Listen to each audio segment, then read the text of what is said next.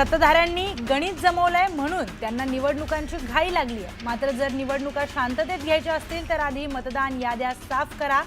मतदार याद्या साफ केल्याशिवाय निवडणुका होऊ देणार नाही असा थेट इशारा राज ठाकरेंनी दिलाय।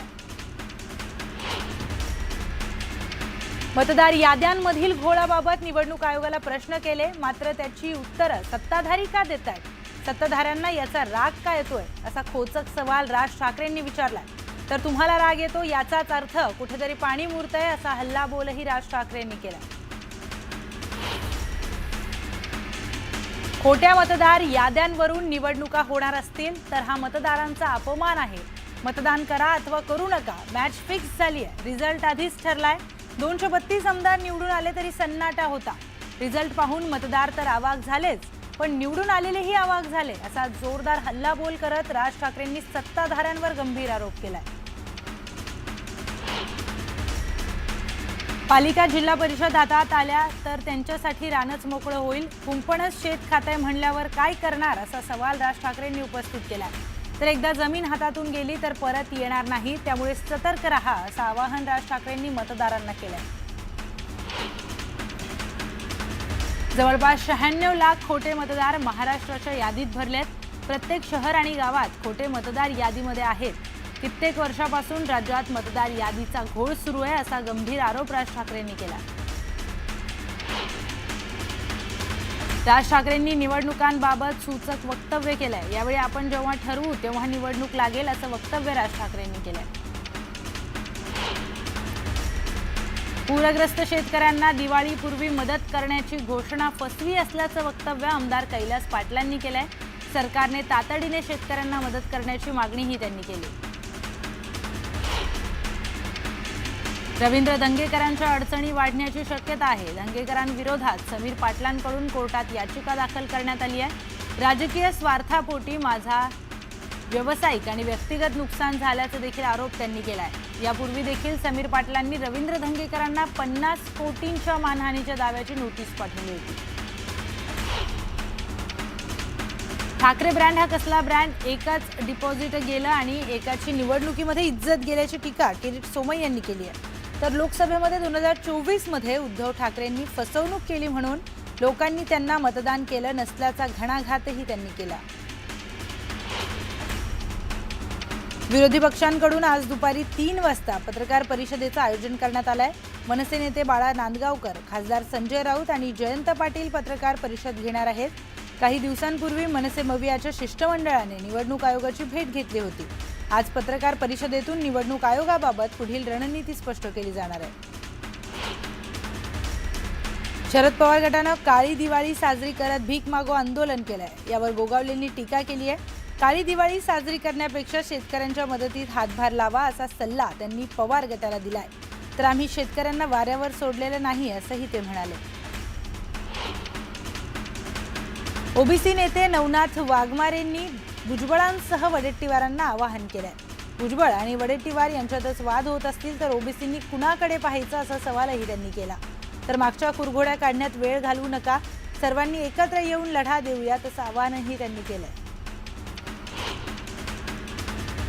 नाशिकमध्ये पहिल्यांदाच भाजपला धक्का बसलाय। भाजपच्या माजी नगरसेविका संगीता गायकवाड आणि त्यांचे पती हेमंत गायकवाड हे उभाठा पक्षामध्ये प्रवेश करणार आहेत। मातोश्रीवर उद्धव ठाकरेंच्या उपस्थितीमध्ये हा पक्षप्रवेश पार पडेल।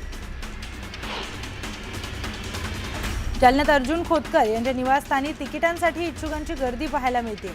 यावेळी कार्यकर्त्यांची निवडणूक असली तरी निवडून येणाऱ्यांनाच तिकीट देणार असं वक्तव्य खोतकरांनी केलंय। तर जालन्यामध्ये महायुती म्हणून निवडणूक लढवण्यासाठी भाजपला प्रस्ताव दिल्याची माहिती देखील अर्जुन खोतकरांनी दिली आहे।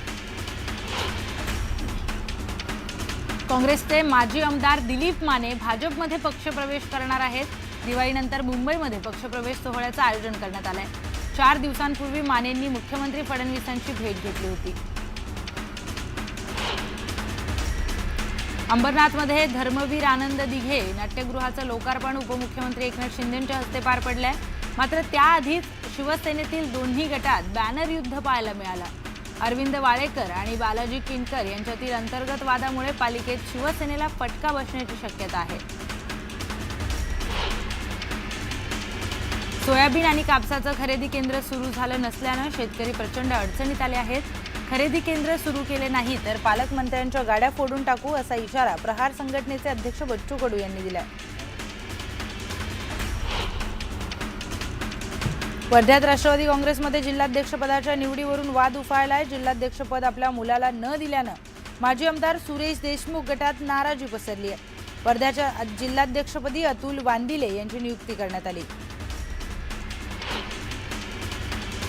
तळेगाव दाभाडे नगर परिषदेच्या नूतन प्रशासकीय इमारतीचं लोकार्पण आणि श्री शिवशंभू स्मारकाचं उद्घाटन राज्याचे उपमुख्यमंत्री आणि पुणे जिल्ह्याचे पालकमंत्री अजित पवार यांच्या शुभ हस्ते सोमवारी होणार आहे.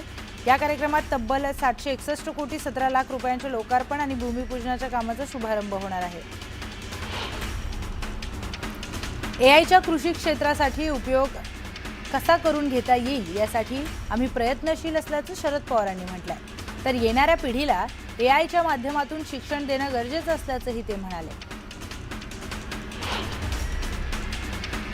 आदिवासी विकास प्रकल्पाअंतर्गत आश्रमशाळेत वर्ग 3 आणि वर्ग 4च्या कर्मचाऱ्यांचा बिऱ्हाड मोर्चा सध्या मुंबईच्या दिशेने जाणार आहे. सध्या त्यांचा मुंबई नाशिक महामार्गावर मुक्काम आहे. करमाळ्यात अॅट्रॉसिटी बचावासाठी हलगी नाद आंदोलन करण्यात आलंय. अॅट्रॉसिटी गुन्ह्यातील आरोपींना तात्काळ अटक न करता केवळ नोटीस देऊन सोडण्याचा प्रकार घडल्यानं तहसील कार्यालय परिसरामध्ये हे आंदोलन करण्यात आलं. मुंबई पुणे महामार्गावर अर्ध्या तासाच्या ब्लॉकमुळे वाहतूक कोंडी झाली आहे. मुंबईकडे जाणारी वाहनं खंडाळा घाटात थांबवण्यात आली आहेत. त्यामुळे दोन्ही लेनवर वाहतुकीचा खोळंबा झालाय.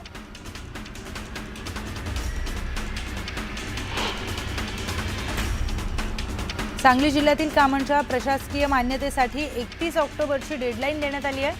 पालकमंत्री चंद्रकांत पाटील यांनी बैठकीत अधिकाऱ्यांना निर्देश दिले. सांगलीमध्ये 108 क्रमांकावरील अत्यावश्यक रुग्णवाहिकांचा गैरकारभार समोर आलाय. रुग्णवाहिकेमध्ये प्रथमोपचार सुविधाही नसल्याचा आरोप रुग्णांच्या नातेवाईकांनी केलाय. त्यामुळे रुग्णाची प्रकृती अधिक गंभीर झाल्याचा आरोपही करण्यात आलाय.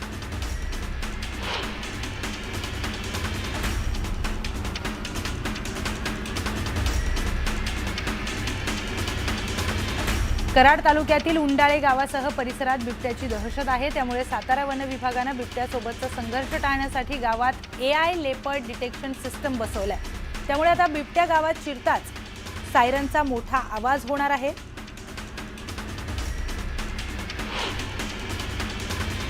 यंदाच्या दिवाळीत 18 ऑक्टोबरपासून सलग 6 दिवस सुट्टी असल्यानं अकोला कृषी उत्पन्न बाजार समिती बंद राहणार आहे. 18 ऑक्टोबरपासून 23 ऑक्टोबरपर्यंत बाजार समिती बंद राहणार आहे. पुणे अहिल्यानगर महामार्गावर मोठ्या प्रमाणामध्ये वाहतूक कोंडी झाली आहे. वाहनांच्या लांबच लांब रांगा लागल्या आहेत. 1 किलोमीटर अंतर पार करण्यासाठी 1.5 तास लागत असल्यानं प्रवाशांनी संताप व्यक्त केलाय.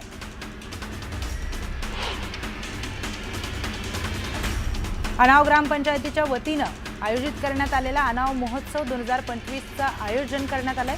यावेळी विविध कार्यक्रमांचं आयोजन करण्यात आलं.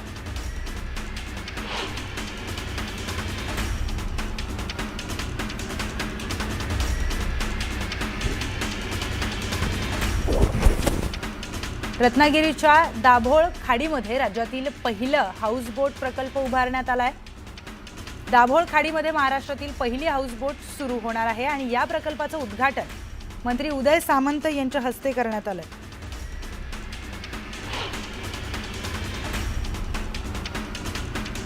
बांद्यातील कास, मडुरा आणि सातोसे गावांमध्ये ओंकार हत्तीने धुमाकूळ घातलाय. वारंवार तक्रार करूनही वन विभाग ठोस हालचाली करत नसल्यानं शेतकरी हतबल झालाय. त्यामुळे संतप्त शेतकऱ्यांनी मंगळवारपासून शेतातच बसून आंदोलन करणार असा इशारा दिला. गोंदियात कोहमारा महामार्गावर भरधाव टिप्परच्या धडकेमध्ये दुचाकी स्वारवरील दोघांचा मृत्यू झालाय. दिवाळीसाठी घरी जात असताना या दोघांचा अपघात झाला. या प्रकरणी टिप्पर चालकाविरोधात गुन्हा दाखल करण्यात आलाय. ओडिसामधून शिर्डीला देवदर्शनासाठी आलेल्या दोघांचं मालेगावातील आरोपींनी अपहरण केलं. अपहरणाची माहिती मिळताच मालेगाव पोलिसांनी त्यांची सुटका करून 5 आरोपींना जेरबंद केलंय. नाशिकच्या मोहाडी परिसरात विद्युत शॉक लागल्याने एकाचा मृत्यू झालाय. विद्युत वाहिनीचं काम करताना ही घटना घडली आहे। दीपक बाळू पोटिंडे असं मृत्यू झालेल्या व्यक्तीचं नाव आहे। पिंपरी चिंचवड शहरात बनावट हार्पिक, लायझॉल आणि कॉलिनचं लिक्विड विकणाऱ्या दुकानदारांवर पोलिसांनी छापा टाकलाय। कारवाई करत पोलिसांनी 22,000चा बनावट साठा जप्त केला। जळगावातील एका कार्यक्रमासाठी जात असताना एका रिक्षा रस्ता दुभाजकाला धडकल्यानं रिक्षा पलटी झाली आहे। यावेळी मुक्ताईनगरचे आमदार चंद्रकांत पाटील स्वतःची गाडी थांबवून प्रवाशांना बाहेर काढण्यासाठी मदत करत होते। बीडच्या वरवटीत एका तरुणाने आत्महत्या केली आहे। आरक्षण रद्द होण्याच्या भीतीने हे टोकाचं पाऊल उचलल्याचं समोर आलंय। विष्णू परमेश्वर कोटुळे असं आत्महत्या केलेल्या तरुणाचं नाव आहे।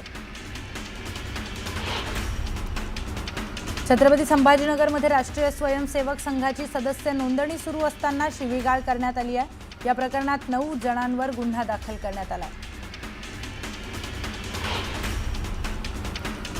शिवाजी पार्कमध्ये फटाके फोडून उच्च न्यायालयाच्या आदेशाचं उल्लंघन करणाऱ्यांवर कठोर कारवाई करा अशी मागणी छत्रपती शिवाजी महाराज पार्क रहिवासी संघटनेकडून करण्यात आली आहे। या संदर्भात त्यांनी पोलिसांना लेखी तक्रारही दिली आहे।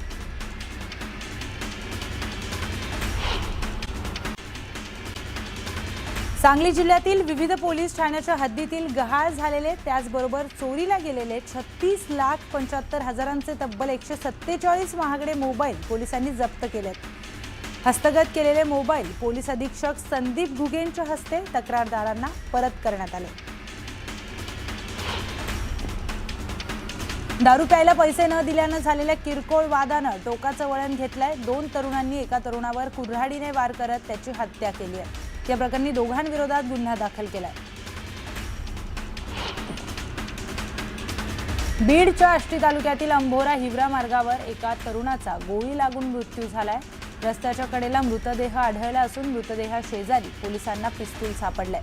त्यामुळे हा घात आहे की आत्महत्या असा संशय पोलिसांनी व्यक्त केलाय। चंद्रपुरातील हृदयद्रावक घटना समोर आली आहे। हिरापूरमध्ये आसोला मेंढा कालव्यामध्ये पडलेल्या नातवाला वाचवण्यासाठी गेलेले आजोबा देखील वाहून गेलेत। पाण्याचा प्रवाह हा इतका जास्त होता की अद्यापही त्या दोघांचा शोध लागला नाही।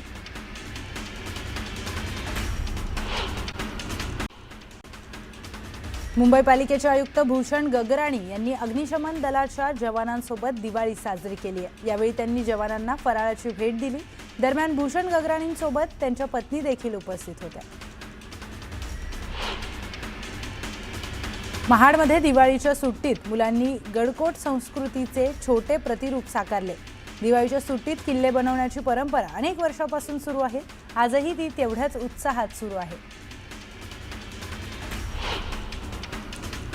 सिंधुदुर्ग जिल्ह्यात नरक चतुर्दशी निमित्त नरकासूर निर्मिती स्पर्धेचं आयोजन करण्यात आलंय। यंदा राऊळ यांनी 350 मुखवटे बनवले आहेत। या नरकासुराचे मुखवटे बनवण्याचा व्यवसाय सध्या तेजीत आहे।